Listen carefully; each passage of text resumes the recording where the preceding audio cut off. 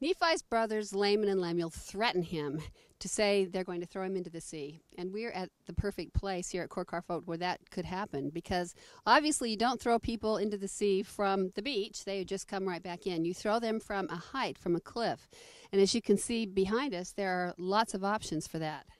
Well, we've searched all over the site, and really this is the only place where you could do that.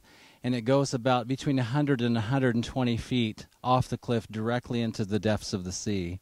So this story starts to come alive for us. But it's interesting how he starts his talking to Laman and Lemuel in that chapter 17, because he has such an amazing perspective of his journey versus their journey. But one of the things he brings out very clearly is that they are reenacting the whole Exodus journey, and they want to be like unto Moses. That's what he's encouraging them to do over and over again. So this is a point where he really tries to bring that home, that the children of Israel were in bondage in Egypt, and they would still be in bondage, which is not a good thing if God had not commanded Moses to bring them out.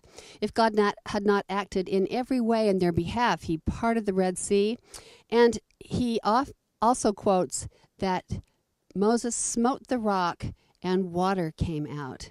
Now that becomes really important right here, because we are sitting across from this sanctuary, and there is a big rock there that is in the place of what the second veil would be in the Temple of Solomon, and it's an unusual rock.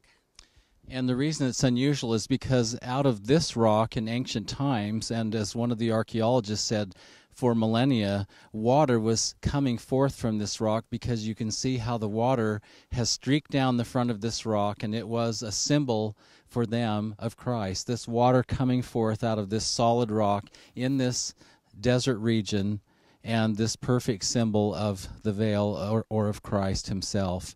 And so that Nephi brings up, in fact, 11 different times in this discourse that he gives to his brothers. He says to them, you know that God led the children of Israel out of Egypt. You know, and he says this you know thing 11 different times, and one of those is referring to striking the rock at Horeb, and water comes forth from the rock, which was a miracle that was all through the traditions of the Hebrews.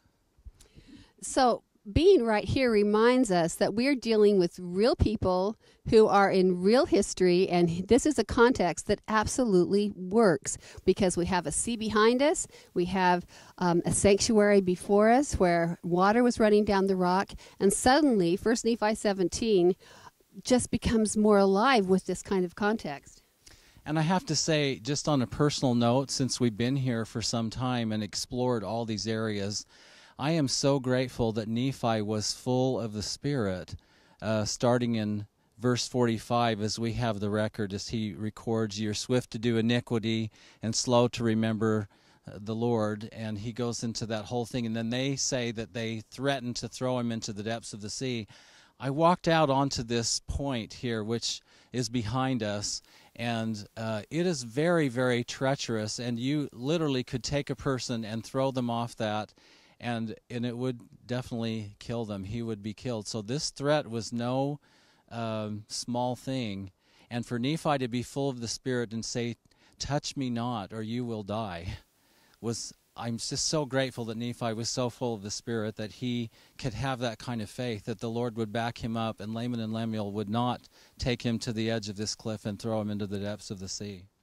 Right, that's not a threat that they could really act down in the valley here and then drag him up here to throw him off. He would have been right here.